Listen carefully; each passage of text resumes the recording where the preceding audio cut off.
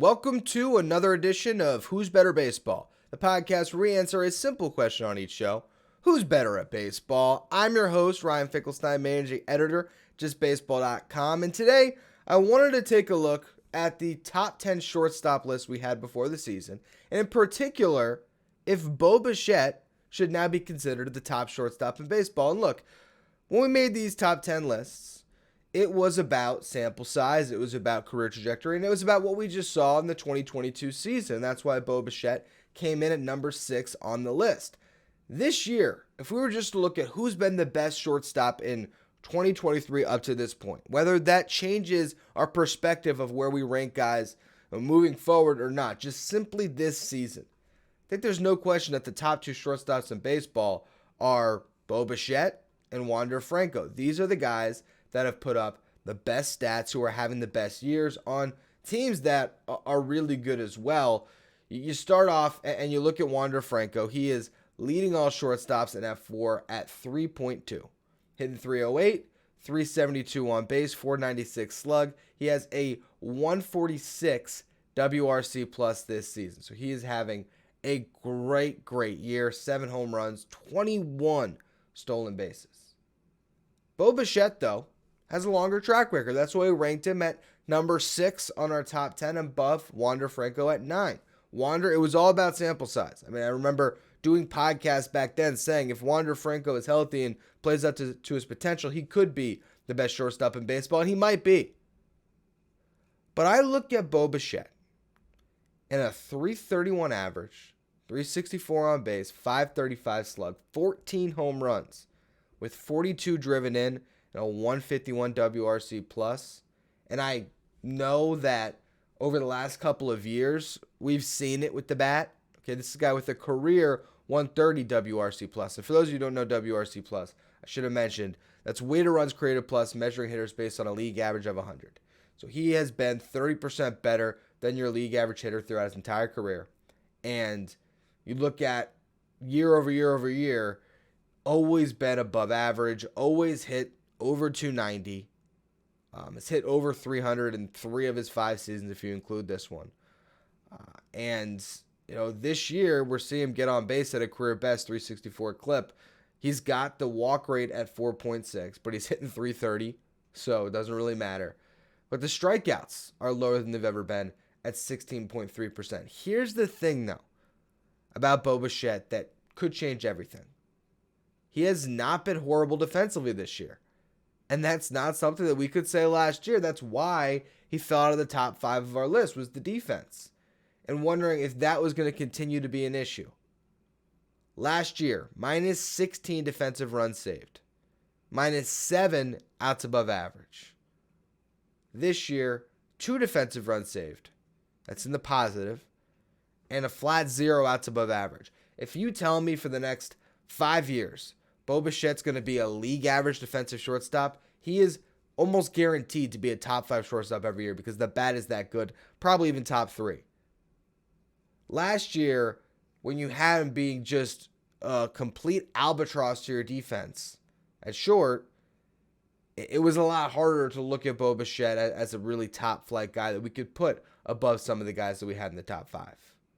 But if he does this and he figures out the defense, and look, Xander Bogaerts is an example of a guy that, struggled with the glove for the longest time and figured it out. And we thought, all right, that's just because of the shifting. And now with the elimination of the shift, Xander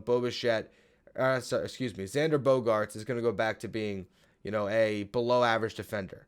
Well, let me check again. The last time I checked, he was grading out positive. Yes, Xander's at 2 defensive runs saved, 7 outs above average this year. He's been a great shortstop. And so when we look at our top 10 shortstops list and the fact that he's having a good offensive season, he's a guy that you look at and say, oh, maybe he's a little bit too low.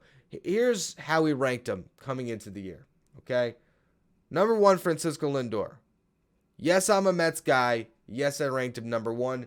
There was also a lot of other people in the company that agree with me. No one was really pushing back on Lindor as the best shortstop in baseball, coming off a near 7-win season, considering the fact that since his debut, he's led the league in fWAR. Number 2, Trey Turner at 6.3. last year was his fWAR. A guy that since 2019 had been the best shortstop in baseball, but was coming off a slightly worse year. And we thought that the glove for Lindor a little bit better, the fact that he had bigger power numbers. Now this year, Trey Turner's been bad.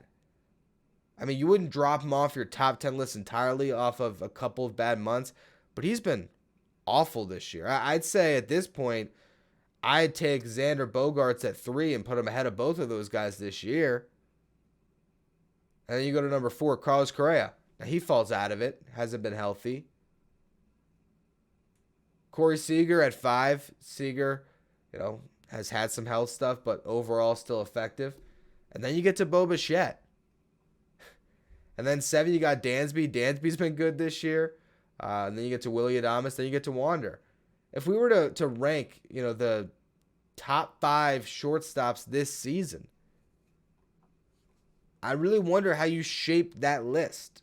And you do wonder over time how things can change, right? It's a long season. And I don't expect Trey Turner to be awful for the entire year. At some point, he's going to be an above average player.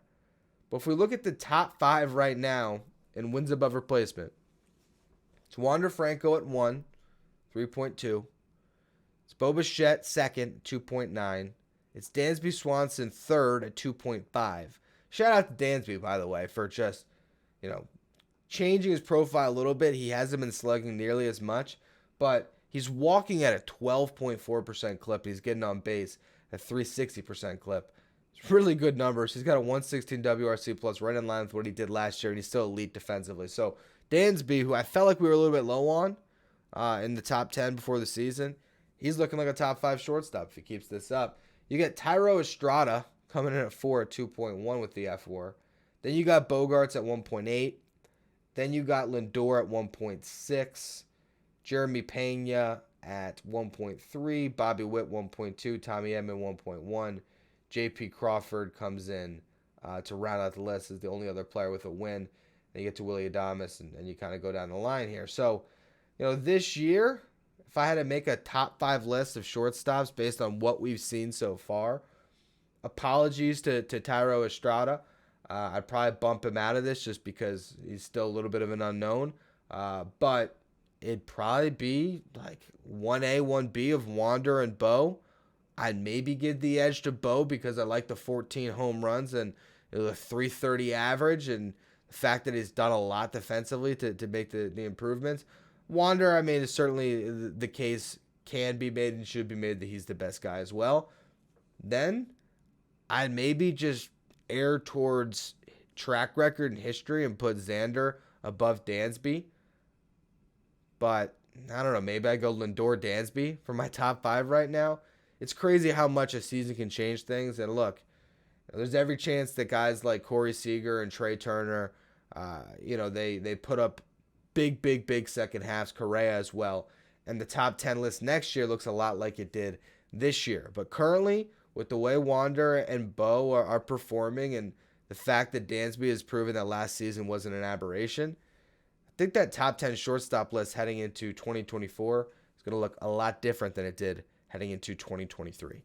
Anyway, that's going to be all for today's edition of Who's Better Baseball. Make sure you follow, rate, and review wherever you get your podcast. Subscribe on YouTube and check out all the great written content we have coming your way at justbaseball.com.